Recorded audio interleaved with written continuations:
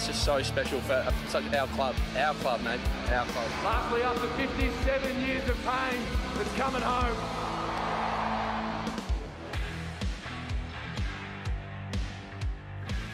Hey there, TJ here, and welcome to Yeah The Dees, where I'm going over our commanding performance in round 9 against the Hawks at the MCG on Saturday the 13th of May.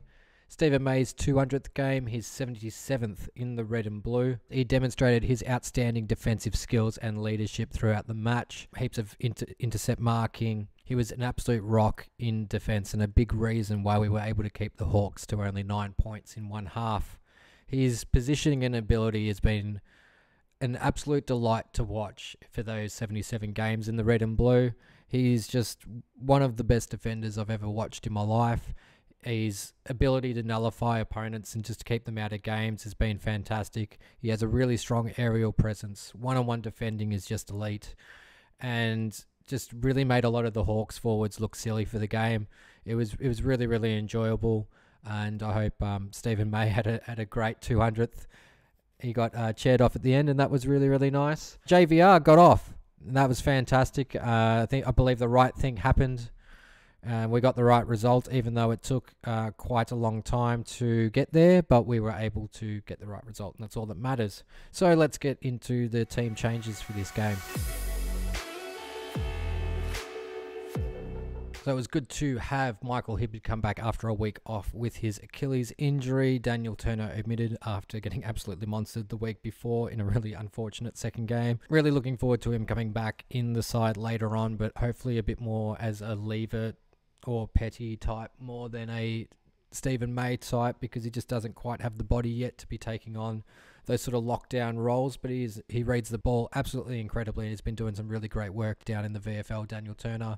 Charlie Spargo comes back in after his concussion, and boy, he's just an elite player, and I'm so glad that we have him back. His foot skills and running is just really needed in our side. So the team chemistry seemed pretty good this week. James Jordan, unlucky to not be in the team, still sitting in that sort of sub role, but he'll probably get a bit more of a go next week now. After what happened, Sam Frost, our old backman, playing his 150th game. So Sam Frost has now played 59 games for Hawthorn. He played 70 for us at the Demons, and he played 21 at Greater Western Sydney to get to that 150. Let's get into the game. So our midfield mix still seems to be a bit of an experiment, or at least I focused on it a lot more this week after the way that our clearances were working last week. So I wanted to see what we were really bringing in that mix and the players that we were bringing through that mix. So we started off the game with Grundy starting as the ruckman and Oliver, Viney and Cozzy in the middle, with Petrarca actually starting forward on James Sicily. We came out and had a pretty immediate impact on the game. We came out with a really great energy and intensity and dominated a lot of the ball early on and around the ground, especially holding it into our forward 50. We went forward pretty quickly, and Fritsch gets a free kick after CJ slammed into his back after tackling him without the ball. So it was either holding the man or in the back free kick. You could take your pick. But unfortunately, he missed across the face of goal, and we had a few of these early on. You could tell straight away that the pressure is on from both sides. Fritsch took an awesome mark, running with the flight of the ball right on the boundary. He was able to find Cade Chandler in the pocket with a quick kick, but unfortunately, he was also missed to the left. After a rush behind, Stephen May takes a huge intercept mark just outside our forward 50 from their kick in, and then we're just absolutely dominating our defensive press here, keeping the ball forward with 6 inside 50s for these first 4 behinds. So we've got 4 scores out of those first 6. Fritsch took another great mark, outmarking Sicily, which was apparently the first time for the year out of 23 contests that James Sicily had been outmarked. He kicked it into the 50 towards Harrison Petty, who just made his way onto the ground for the first time. So it was interesting to see our start a little bit shorter without Harrison Petty out there. So Hawthorn tried to rebound another boundary throw in, only for Bowie to take another intercept mark just outside of 50 and launch in our 8th inside 50. Petrarca rips the ball out of the marking contest and launches it through for another behind. So we've had 8 inside 50s already in this first sort of 10 minutes. Unfortunately, only for 5 points. So we just weren't really being accurate with those kicks. We ended up causing a turnover just before the centre line with Stephen May and Tom Sparrow and Christian Petrarca all connecting to pass it on to Charlie Spargo, who can kick our first goal after 9 inside 50s. So it's pretty much like 10 minutes of play with our ball just in our forward half. They handed the ball back to us like 5 or 6 times in that 10-minute period. And then we get our second centre bounce here with Grundy, Petrarca, Sparrow and Angus Brayshaw in the middle. Oliver on the bench having a quick rest. Jai Newcomb launches the Hawks' first inside 50 off of this. May gets the intercept mark and launches it forward to Alex Neil-Bullen, who kicks it to Van Rooyen. He then launches the ball perfectly to Fritsch, who almost holds on to a really wicked grab in a 3-on-1, but unfortunately couldn't keep that there. Petrarca plucked the ball out of a contest after a ball up with 2 blokes hanging off him and launched the ball to Harrison Petty. It just lands in his lap and then he puts it through nice and easy, and he runs off after this goal with a bit of a limp. He's just definitely carrying the injury already from somewhere in this moment. I heard in the commentary that he had his foot trodden on, but I couldn't actually find any footage of him actually being stepped on. So not sure where where Howie the commentator saw that, but must have happened sometime in these first few minutes. But you can see him on the bench taking his boots off, and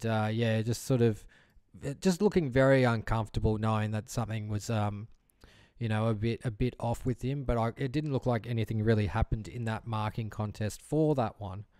But anyway, Harrison Petty gets our second goal of the game. So we get to our third centre bounce mix. We have Grundy, Viney, Petrarca and Brayshaw. So they just swapped out Viney and Sparrow from that previous one. The tap goes right to Viney, who handballs to Petrarca, who launches it inside 50.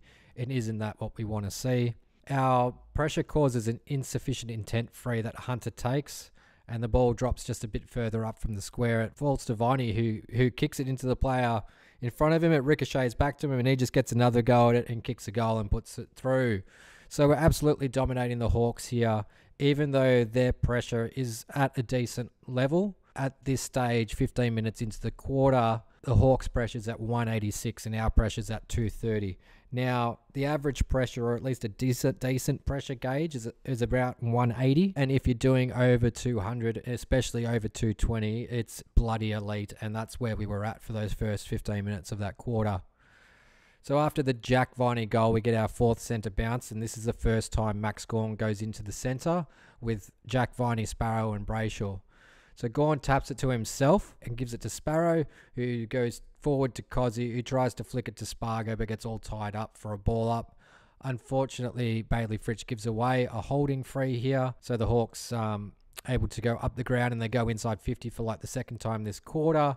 And then Gawn throws away Kajitsky in the back, and it was pretty obvious. Like, it was definitely a free kick, and then he kicks their only score for the quarter, 1 behind. Harrison Petty comes back out on the ground after being re-strapped. He seems to be running a little bit better, but we learn later that it's actually going to be a medium-term injury. Hawks attempt to come inside 50 again, and Fritsch almost takes a great mark at the 50-metre line, but circle around and kicks it towards Alex Neil-Bullen and Van Rooyen. But unfortunately, they're unable to capitalise on this opportunity as A&B slips over when the handball is made right to him near the boundary. And I think, it took me a while to understand Alex Neil-Bullen's role, and it's little incidents like this where he slips over and doesn't get in a handball, and it's usually on attack where he'll make 1 or 2 mistakes a game, and I feel like that's what a lot of people focus on, and that's why they don't like him, because he makes those 1 or 2 small mistakes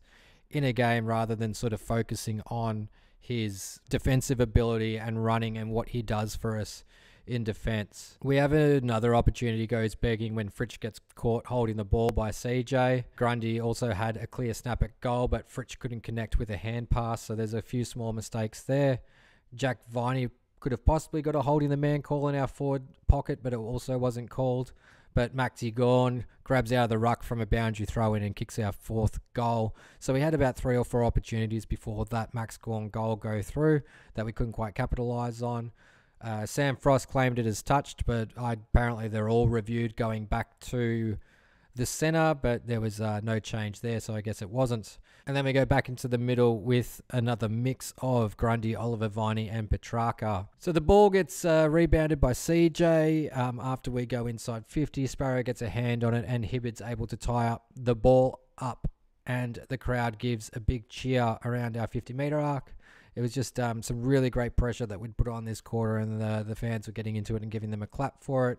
We then get a free kick after Warple runs too far with Petrarca chasing him. Petrarca gives it to Oliver, who's able to find Petty in the pocket, and he kicks a check side kick which just floats across the face of goal. And then Bowie and Lever stop the rebound and create a ball up on the wing.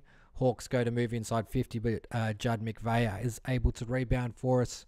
We go forward again for our 20th inside 50 of the quarter, where Petrarca just sits one on Harrison Petty's chest, and he kicks his second just after the siren goes. So we're well and truly in control in this first quarter here. We kicked 5-5-35 to the Hawks 1 point. We had 10 scoring shots from 20 inside 50s, so we were scoring every second time that we were going in. And in the end, that pressure gauge, we ended up landing at 210 for the whole quarter overall to the Hawks 188. So the Hawks are just above AFL average with pressure, or at least acceptable pressure, and we were in that elite category for that quarter and able to restrict the Hawks to only the one scoring shot, which was quite amazing. Second quarter kicks off and we start with Grundy, Oliver, Sparrow and Cozzy in the centre bounce contest. Hawks, they get the clearance, but it goes out of bounds for a throw-in. Will Day has a shot on goal, but Lever's able to punch it over for a behind, which will be their second score for the game. Lever gets another great spoil on Bruce. Stephen May with a great intercept mark on the wing. Gives it to Oliver, who gives it to Rivers, to Hunter. We keep the ball inside our forward 50 until Tom Sparrow can get on the end of a Bowie hand pass and launch a goal from 45 metres out. Beautiful work. The centre bounce mix, we got some 2018 vibes. It's Gorn, Viney, Petrarca and Brayshaw in the middle. We get the clearance, but Petty was worked under the ball by Sicily. He's not moving too well at this point now. Hawks try to get the ball through the middle of the ground, only for it to land in Jake Bowie's arms with another intercept mark. We are just cleaning up with intercept marks in this quarter. But 8 minutes into the quarter, the Hawks finally get their first on the board. Mitch Lewis takes a mark as he absolutely just shoves May out of the way as he moved under the ball and kicked their only goal for the half. So we go back into the middle with a mix of Gorn, Oliver, Petrarca and Cozzy. Oliver gets a free kick after being hit in the stomach. He has a bit of a laugh about it. It's one of those tough ones where it's like the player shouldn't be getting punched in the stomach no matter how hard or soft it is. Like that's been just pushed out of the game. So it's a free kick. Like that's just what it is. And if you're dumb enough to swing your arm at someone when you got 4 umpires looking at you, and all Oliver has to do is just bend down a little bit because you've just winded him or just got him in a spot. Or even if he's playing for a free kick, who gives a shit? Because you shouldn't be hitting people off the ball. We've moved past that as a sport. And if you want to be a dog, that's absolutely fine. But you're going to be giving away free kicks because you're an idiot. So Max Gorn gets the free kick. It's smothered, but we still get it out of there. Harrison Petty takes a mark on the 50 and kind of like pops it up to nobody. Maybe it was meant for Petrarca, but it went over his head. The ball came back the other way, but Stephen May gets another spoil, which lands right in A&B's hands, and we push forward. Cozzy hits up Petrarca in the forward 50, but he handballs to Stephen May, who launches it out on the full, trying to get him a goal, which I thought was pretty funny. Michael Hibbard cops a loose arm to the guts and goes down as the Hawks attempt a goal, which is spoiled by a lunging Alex Neil-Bullen tackle. Petty takes a couple of strong marks along the wing here as we push forward, so he's sort of doing that Tom McDonald stuff coming up the ground. We push forward through Oliver and Hunter, who hits Max on the chest. He launches it to the pocket where Grundy takes a mark.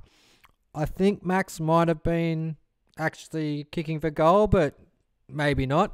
But Brodie Grundy's able to kick a goal, which is his 6th for the year in the red and blue, and the Hawks make their sub because one of their backmen is injured. The centre bounce mix here is Grundy, Oliver, Viney and Petrarca. Alex Neil-Bullen botches a kick inside 50, but we're able to turn it back over again through Hibberd and Hunter. He hits Spargo on the chest, who tries to pop it over to Max, but unfortunately overcooks the kick. And it's a definite shot on goal that goes missing here, because he ends up chasing down their push out of defensive 50, and the Hawk kicks it out on the full. Viney takes a tough mark, copying one as he marks it, and he kicks to a leading pack of demons, and Jacob Van Rooyen is able to take a pretty easy mark just behind Max Gawn there. He was able to get some separation, and he just puts it through nicely. We go to our next centre bounce mix of Gawn, Viney, Sparrow and Oliver. We get some awesome defensive efforts from Hibberd and Brayshaw as the Hawks are trying to get inside 50. We turn it over and the Hawks go forward, only for Stephen May to take another intercept mark, which at this stage was our 13th of the game so far. There was a point where Rivers spoiled the ball and marked it off his own spoil, which you don't see a lot of the time. But in the last minute, we get an inside 50 with Jacob Van Rooyen hitting up Cozzy, who kicks a point. In the vision at the end of this quarter, Alex Neil-Bullen is absolutely stuffed. Like, he's run his guts out in this game. Yeah, for that quarter, we kicked 3-1-19 to 1-2-8. We lead by 45 at the half. The pressure rating for that corner was Melbourne 158 to Hawthorn 153, so well below AFL average. Both teams just kind of going out and, not putting too much pressure on either side for that quarter. Not a huge deal, but Stephen May kind of explained it as they were walking off. Gary Lyon conducting the walk-off interview with Stephen May. Quite hilarious that he walked him basically to the rooms and sort of keeping up the whole team behind him. But basically, Stephen May said that they got a bit Hollywood in there for those last 10 minutes and started trying to jam it through the corridor. So we are more of a boundary side team because that leads better for defending. You only have to defend the open side of the ground, and then also gives you the option of, if you do get in trouble, getting the ball down to a 50-50 contest rather than turning it over in the middle of the ground and creating opportunities for the other team. So there was a little bit of that in that last 10 minutes, but mainly I think the more Hollywood part was really taking the foot off the pedal in terms of pressure, and that's not what Dees footy is, which is what Stephen May was kind of talking about there. So it was quite blunt. There are comments that Stephen May said, and they were quite accurate, I think, in the way that we were performing. So it was good to hear that a leader at the club was so self-aware of what they were doing there. But then we get into the third quarter, and it felt like a completely different game for about 10-15 minutes. Petty, got subbed off for Jordan, and he's in a moon boot. So, we find out that he's going to be out for 4 to 6 weeks, which really sucks. But our centre bounce mix here to start off the third quarter is Grundy, Oliver, Sparrow and Cozzy. And Hawks get the clearance and kick to Bruce's advantage, who marks and kicks a goal pretty much straight away. With that goal coming through so quickly, the centre bounce mix is the same: Grundy, Oliver, Sparrow and Cozzy. And the Hawks just go on a bit of a run here. Cam McKenzie kicks his first AFL goal. We go back to the middle. We have Grundy, Oliver, Petrarca and Cozzy in the middle, and the Hawks break out again. And then Josh Weddle kicks his first AFL goal as well. I went to the game with a few friends, and one of them was a Hawthorn supporter, and I think that was the first time I saw him smile, and maybe the only time I saw him smile for the whole day. And it just felt like a completely different Hawthorn had shown up. Maybe we just got jumped. Maybe we started this third quarter with a similar level of pressure that we did in the second rather than the first. But we wake up sort of towards the end of this quarter. So Grundy comes out of the centre bounce mix, and we go with Gawn, Oliver, Petrarca and Cozzy. And Gawn cops a huge knee to the guts, but the ball still lands in Cozzy's hands, who handballs to Petrarca as he kicks inside 50, but Sicily mops up. Hawks rebound through the middle, but Cozzy, Sparrow, Gawn and Viney all put the pressure on to cause the turnover.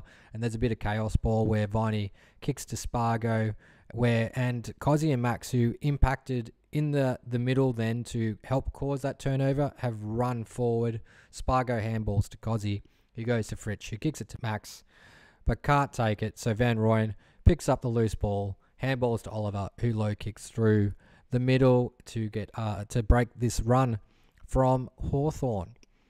So the centre bounce mix goes in with Gawn, Oliver, Viney and Petrarca.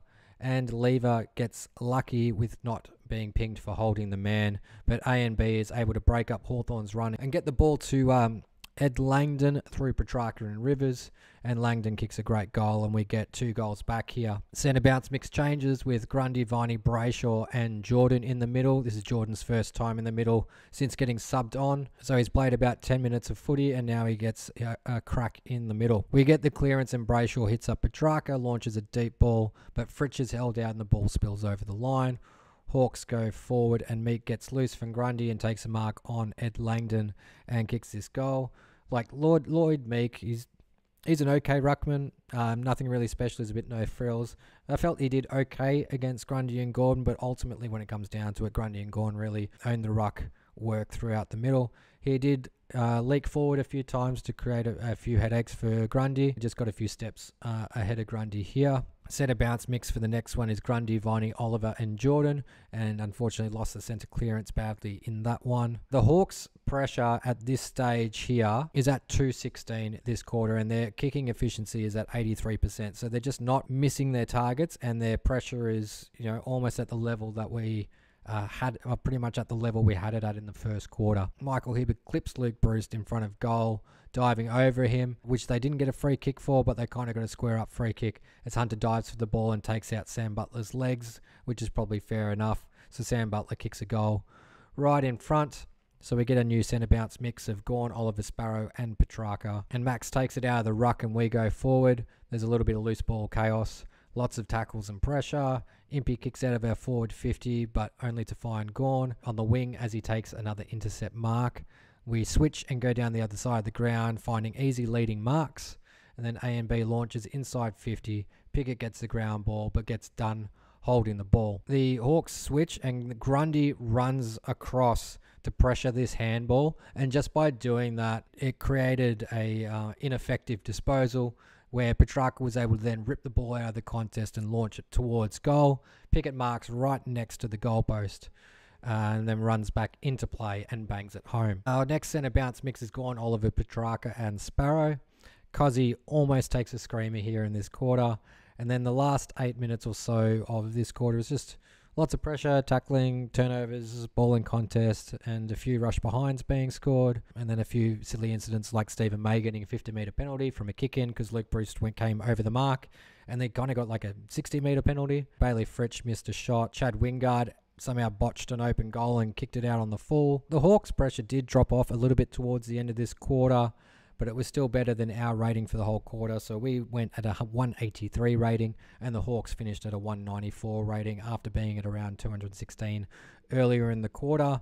So we kicked 3-4-22 to 5-2-32, lost the quarter by 10 points, and that was the only quarter that we lost for the game. So as we get into the fourth quarter, our centre bounce mix starting off is Gawn, Oliver, Viney and Petrarca, and the Hawks get the ball out of the centre until Alex Neil-Bullen gets a holding the ball decision for a run-down tackle.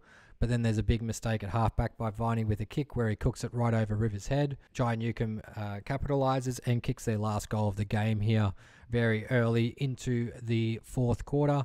So we had 2 very early goals scored on us in both the third and the fourth.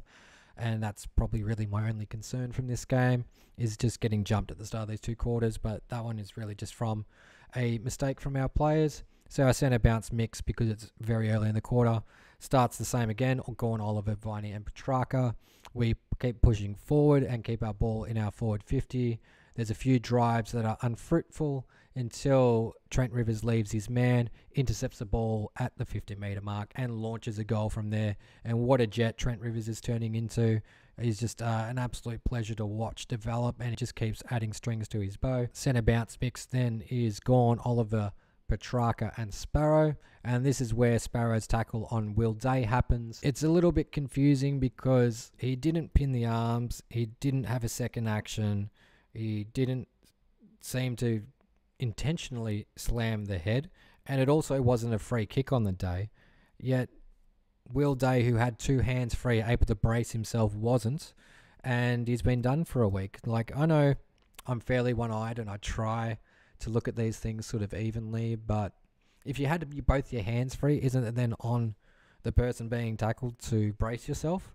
But he was more worried about getting the accurate hand pass off rather than bracing for himself. So whose duty of care really should it be in this stage? And I'm not trying to victim blame or anything like that. I'm just thinking of it as a conversation. Where does the tackler's responsibility start and stop, and where does the onus be on the player to look after himself on the field as well and be smarter about what he's doing? Sparrow kicks to Hibberd in the middle, and it's a contest, but Hibberd is able to get the handball to McVie, and Mr. Clean, he's able to kick to Bailey Fritsch, who has found some space on his own, kicks the goal, and now we've got 2 in a row here. There is a big contest on the wing where Jake Bowie got crunched walking back with the flight. Lewis crunched him, and then May also kind of hit Lewis, but Bowie was the first one up, which was pretty cool. The Hawks go forward running hard. It looked like a definite goal, was Rivers was able to get down and get a holding the ball or dropping the ball free kick. And I'm glad that Jake Bowie was all right from that contest earlier. So we rebound right through the middle, and Charlie Spargo gets hit on the lead here from Brayshaw, and here's a goal. All the hard work that Hawthorn did throughout that third quarter is just completely undone here. It's a couple of behinds scored, and then Bailey Fritsch is able to kick a goal after some really impressive work from Alex Neil-Bullen and Petrarca. I was really impressed with Bailey's body work, and then the running and the knock-on by A and B. The pass from Petrarca, and then the finish for Fritsch was absolutely beautiful for this goal. And then, we sort of just got to the end of the game, and I was really, really worried at the end of the game seeing Christian Petrarca sitting on the ground. He looked to be really uncomfortable and in quite a bit of pain. Had his ankle rolled in a tackle with Sicily. He hobbled off, but apparently he would be okay. So we kicked 4-3-27 to the Hawks 1-2-8 in that last quarter. Our pressure level was at 185, and the Hawks was at 167. So in the end, we kicked the Hawks to 0 goals in the first, 1 goal in the second and fourth, and 5 goals in the third, which is a pretty decent job done. Hawks end the game on 49 points, which is the same amount that North Melbourne kicked when we played them in round 7. Score sources. Our best score source was turnover. We kicked 12-7-79 from turnover, kicked 2-3-15 from throw-in, 1-2-8 from ball up, 1 point from centre bounces, and nothing from kick-in. Our accuracy was down a little bit in this game. We kicked 9-5-59 from set positions, but we were pretty good from general play, kicking 6-3-39. Onto the team stats now, and it looked fairly even in disposals, but you can see there's a big discrepancy in kicks. 66 inside 50s in a game is pretty bloody huge. We just dominated the ball, and we actually kept Hawthorn under their average. Disposal efficiency was a little bit under AFL average, or at least our average. I would have liked to seen that a little bit up higher. And same with our efficiency inside 50, we probably could have done a little bit more than that. Only 24 free kicks paid for the game, which is quite low, but I'm always happy when the umpires aren't interfering too much. Dominated in hitouts with our Gawn and Grundy combination. Clearances did seem pretty even. I think we did do a little better out of them. Contested possessions did even up a little bit because of Hawthorn's dominance in that third quarter. And then, we did have quite a few less turnovers. We had so many intercepts this game, it was ridiculous. 105 marks for the game is massive. That is very large, especially for Melbourne. That is 15 over our AFL average. And then having 21 marks inside 50 is incredible as well. Keeping Hawthorn to 5 in theirs is also fantastic. I think we would have had more marks in their inside 50 than they did. And then, just dominating in terms of scoring shots.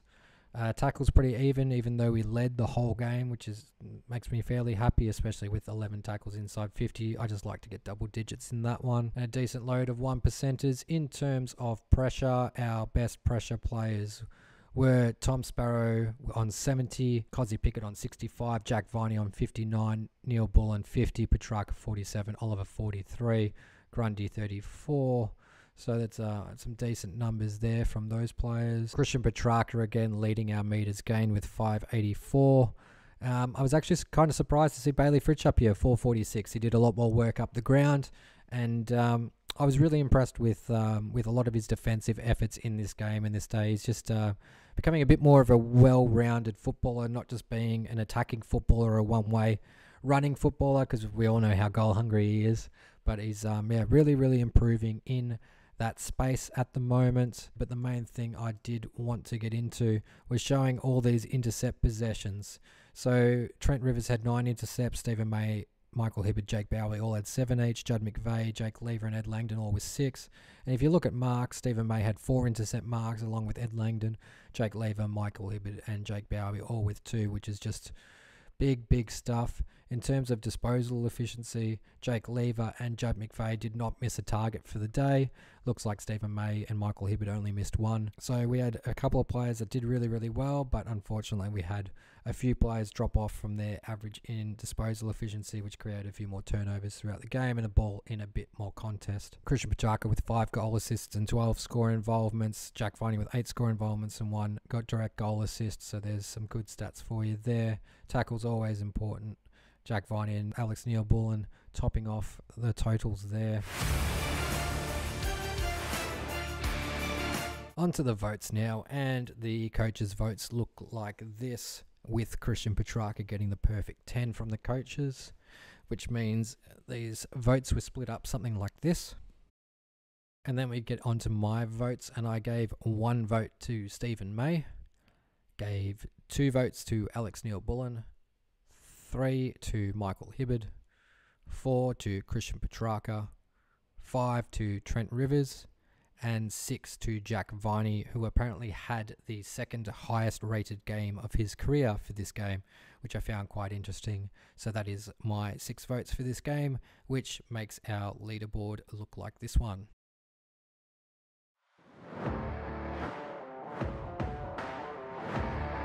On to some final thoughts of this game, and I just thought we'd have a quick look at the ladder. And if you look at it, we are sitting as the number 1 offensive side with 962 points scored, and second in defence with 960. Collingwood just that 1 step better in defence with us, holding teams to 634 at the moment, and Geelong second best in attack with 940, so they're 22 points behind us. And I just wanted to look at some of our averages, which I felt is interesting compared to some of our more successful seasons. So at the moment in 2023, especially because we don't have a solid forward line, but we are tending to get on average 10 to 12 individual goal kickers a game, which is quite a wide spread. So it means that we're not relying on someone in particular. And it's like if you're a Geelong and you can get 2 players to come and hold your Tom Hawkins and your Jeremy Camerons, and you stop them from kicking their 3 to 5 goals a game each, Geelong are going to be very hard to are going to find it very hard to win if those players are being stopped. So it's really awesome that we're having this wide spread, and at the moment we're averaging 16-10, 107 a game, which is a lot more than our 2022 average of 12-12-87. And a lot more than our 2021 average of 13-12-90. It's actually a lot closer to our 2018 scoring average of 15-13-101. So we are much closer to our 2018 scoring rate than our premiership year or our premiership defence year. And in that season, our main target was Jesse Hogan. So we're achieving scores like we were in 2018, but with a wider spread of players being able to achieve that, which I think is really impressive to achieve without having that locked in forward line. So now when it comes to defence, at the moment we're averaging 74 against, which is up from 69 points in 2022 and up from 64 points in 2021. But in 2018, we were having 79 points scored against us on average. So it's a little bit more like what we were getting with those results in 2019. Yeah, just something a bit interesting because we have been playing around with it a bit. 2022 and 2021, our teams and our structure, especially our defensive structure, was pretty much the same, but we've seen a change in personnel this year. And that change has seen some scores go up, probably with Harrison Petty coming out of that back line, and has actually seen our scoring per game go up. In terms of centre bounce analysis, which I sort of went through for the game, here is the percentages so far throughout the year. This is a great little website, dfsaustralia.com, which looks at a few different stats here. So I use plenty of resources when I'm looking through all of these just to get a bit more of a rock solid idea. And you can see Christian Petrarca has actually been declining in the middle over those last 3 weeks. He's gone from averaging 60 to 70% in the middle to going to 40s to 50%. There, Jack Viney's increased a bit, or at least increased. Clayton Oliver staying pretty much the same, 70-80%. But what we are seeing an increase in is Tom Sparrow attending those centre bounces, and James Jordan getting in there a little bit. Cozzy Pickett, it's either in the 10% or the 30% that he's sort of there. He was a bit more there on the weekend, and that's what we like to see. So we got Port Adelaide this week. This should be a fairly tough game. They're also coming off a loose soft kill in playing North Melbourne on the weekend. Our last 3 encounters we've all won. So it's been a while since that 2020 horrific loss against Port Adelaide where Glenn Bartlett went nuts and basically lost his job after he lost the players. But so we have had the wood over them a little bit in the last 3 games. I hope that we're able to do the same. They had that really embarrassing game against us where I don't think they kicked a goal until the 3rd quarter. But Port Adelaide are a much better side than they were in that game. They've had a good run. They've had 6 wins in a row, but it's really, really hard to win 7 in a row. So I think that we would do pretty well. Unfortunately, Harrison Petty's coming out and Tom Sparrow has been suspended for a week, so I would expect to see James Jordan take his spot in the side, and Harrison Petty is coming out as a forward, so you would expect either Ben Brown, Tom McDonald or Jake Melksham to come in, and I think we might see Jake Melksham come in because he did that awesome job on Yeahthedees a couple of times when we've played them. So that might be a tactical reason to bring him in for the game. Ultimately, I would like Ben Brown fully fit and in the side, taking the first defender away from Jacob Van Rooyen, and then also adding in a Max Corner or Brodie Grundy into that mix. So to really stretch those teams' tall defenders from a height perspective, and then you have your Alex Neil-Bullens, your Bailey Fritches, your Cozzy Picketts, your Spargos running around at the feet of them, and I think that's a bit more of a solid forward lineup. So that's my sort of thoughts on the changes for this game coming up for this week. Only 2 days away. Looking forward to it. So thank you very much for listening to Yeah The Dees. Please like and subscribe. Leave your thoughts in the comments below, and I'll see you next week.